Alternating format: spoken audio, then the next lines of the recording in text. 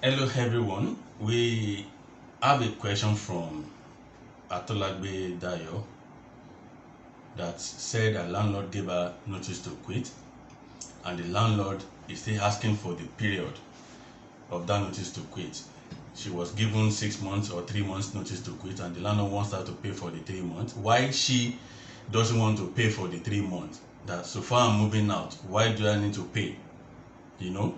So this has been many people's belief, and as far as I'm concerned, it is that belief is erroneous. And I think this video is for both landlord and tenants. So the question is this: when you serve a notice to quit, what do you intend to do? Any tenancy, whether yearly tenants, monthly tenants, weekly tenants, or even tenants at will, must be determined. When I say must be determined, I mean must be put to an end. If, let's say, I'm a yearly tenant now, before the landlord can evict me, he must first of all, as a matter of law, put that my tenancy to an end before he will proceed to the next step.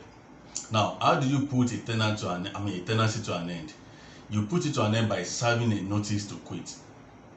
But this depends on the tenancy is for a fixed period and all the likes. But then let's talk about the general tenancy relationship, like probably it's a yearly tenant and a continuous one. The law is that tenancy must first of all be put to an end by serving a valid notice to quit. Now, after the service of that notice to quit, what else do you do? You don't just go to get area boys or to get police, or the law says you must still serve another notice, which is always 7 days notice, which we call notice of owner's intention to apply to recover possession.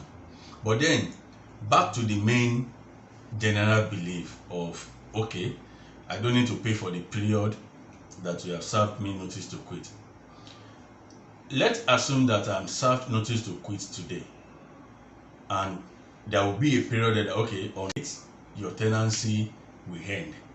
Now, from that day, or from the time you have been there and you have not, let's say you have not been paying rent, till the day a notice to quit is served on you, and the day the notice will expire. Let's say the notice to quit is served on you today, and they said, okay, it will expire by June 31st or June 30th. Now, on the 31st of June, your tenancy will end.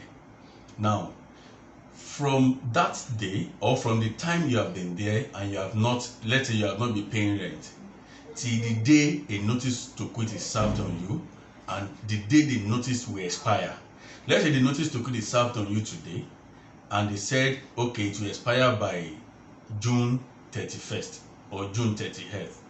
Now, on the 31st of June, your tenancy will end.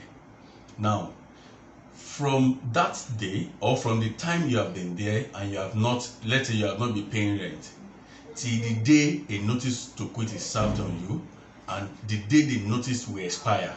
Let's say the notice to quit is served on you today, and they said, okay, it will expire by June 31st or June 30th. Now, on the 31st of June, that is the end of that notice to quit. Whatever money you are owing the landlord before, till that 31st of June, we call it arrears of rent. Okay?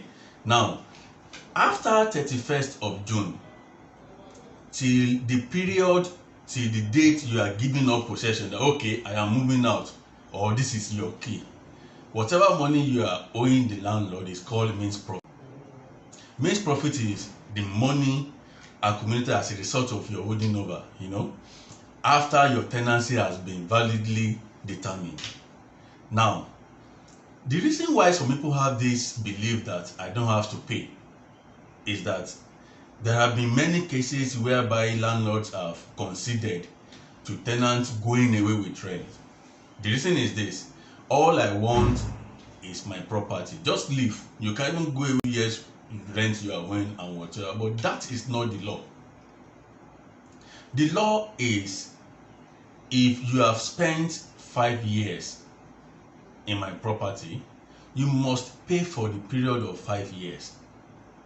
So the fact that your tenancy expires today and this afternoon your landlord serves you notice to quit, that is giving you 6 months, or you have to pay for what we call missed profit, because your tenancy has already expired.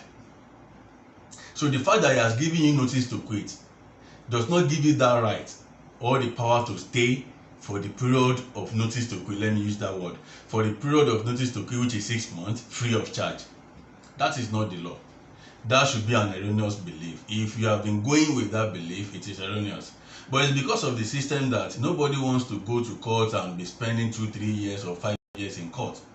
So that's why landlords will be like, okay, I'm giving you 6 months notice to quit, but then you don't need to pay for this period.